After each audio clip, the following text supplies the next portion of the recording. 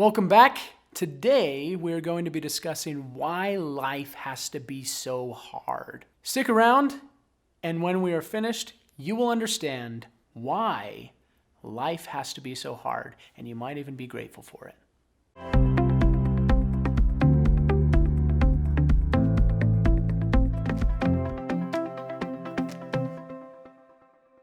So you must be wondering, why does life have to be so hard? Why does life have to be so hard? Think about the struggles that you're going through. Those times in life when you just wonder, why? Why me? Why am I experiencing this? Why this pain? Why did that person have to do this? Why did that person have to die? Why? Why does life have to be so hard? That's a big question. A lot of people ask that. Why? Today I want to talk to you about why life has to be so hard. And the reason there is because of the opposites, because of the law of opposites. Because if life wasn't so hard, could life be so amazing? Think about that for a second. And here's an idea that I like to show people with how life works. So as you look at this, you see that there's ups and there's downs, and there's ups and there's downs. And in your own life, you may see the same thing happening. You'll have times of enjoyment followed by times of sadness, times of happiness followed by times of sadness. And it just is part of this life, and we wonder, why? Why does that have to happen? Because we would like life to look like this, right? We would like life to just be continually moving forward, ever onward and upward, that we don't have the downs, we just get to keep moving. But is life like this? No. Life is not a continual, ever-progressing, happy moment. It's not. This is what life is really about. We have times of joy followed by times of sadness, anger, hurt, happiness, joy, peace, contentment, followed by all these other emotional experiences that can be very difficult in the moment. In this moment of depression, we ask why. So let me ask you this. When the sun sets at night, do you throw a fit? Do you see people outside screaming and crying and throwing fits on the ground and going, why is the sun setting? Oh my goodness, I was so happy about the light and life was so good and I was just enjoying it. Why does the sun have to go down? Life's over. Do you see people doing that every night when the sun sets? No. I don't. If you do, please let me know where that place is, because I'd like to come and see what's going on there. But I don't experience it. I don't see that. I don't know of anybody that sees that happening every night.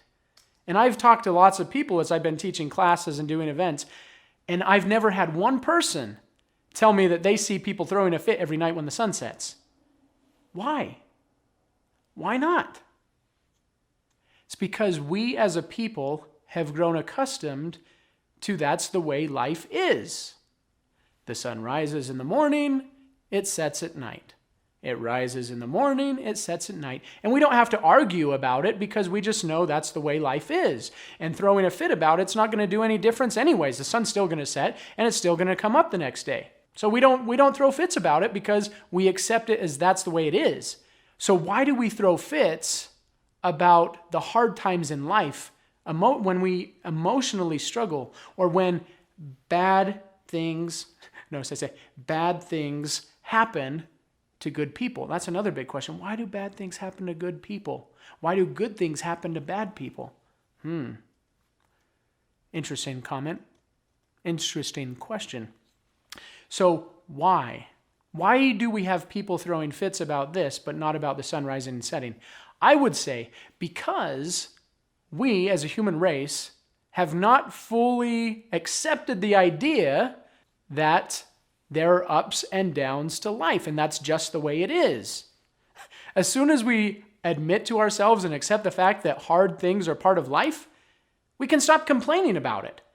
Because That's just the way it is. And complaining about it, fighting it, avoiding it, doesn't do anything other than prolong the downturn.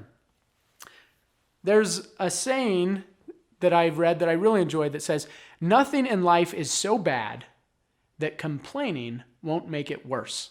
I really enjoyed that because it's true. Nothing in life is so bad that complaining won't make it worse. So here we are with our ups and downs.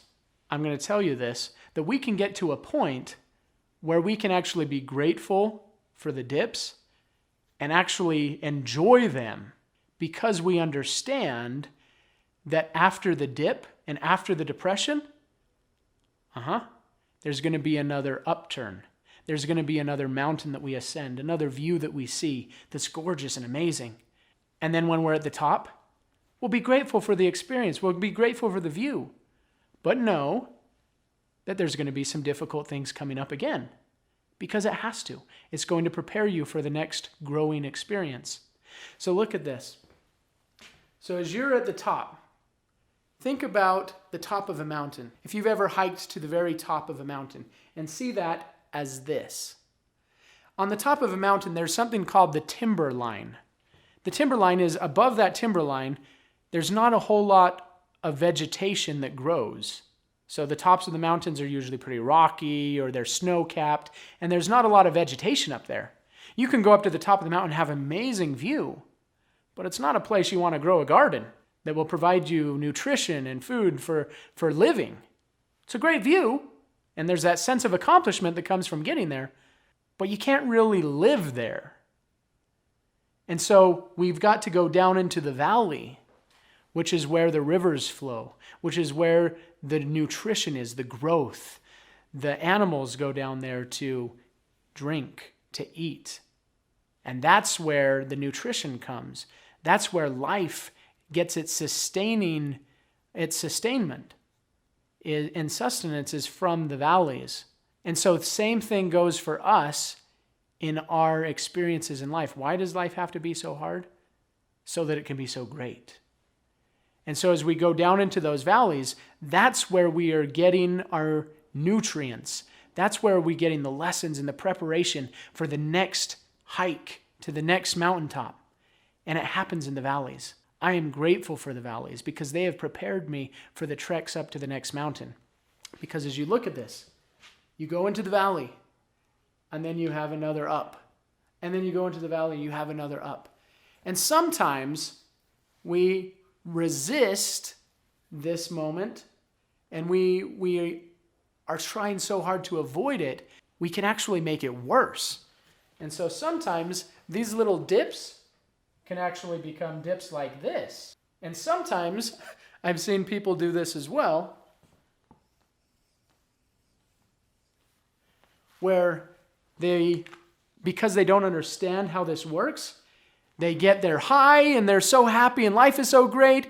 And then boom, when it starts to go down into the valley, they are so terrified of it, they resist it, and they throw a fit and they throw away all the success that they've had, and boom, they have a hard landing into that valley. And then everything's so horrible, and then life gets really good again, and they get to the top and they're like, yay, it's so good, and then boom, they're back down again, and then it's just bam, bam, and they don't really move anywhere. There's just lots of ups and downs because they haven't accepted that that's the way life is. And so as you do, you can actually move forward and upward and be grateful for them. And sometimes the dips are not as deep as others. That's okay. The ascension and the highs are not as high as other times. That's okay. It's diversity and it's all these different aspects of our life that make it so exciting. And so there are actually seasons to life and how it happens. And as we see them for what they are, these dips, we can get excited because once we get to that next mountaintop, we're like, okay, what's the next thing I'm going to learn? What's life going to teach me next? And then even if it's a death in the family, I'm telling you, even if it's a death in the family, that can be a beautiful experience as you learn and grow and understanding what this life is all about. We are here to teach one another. We're here to learn from one another. And life is hard. so that it can be so great. If you admit to yourself that life is hard, you also have to admit to yourself that life is great. And I've also heard it said that there's the easy hard, right? You do the easy things now and life gets harder later if you put off, or the hard easy. So there's the easy hard versus the hard easy.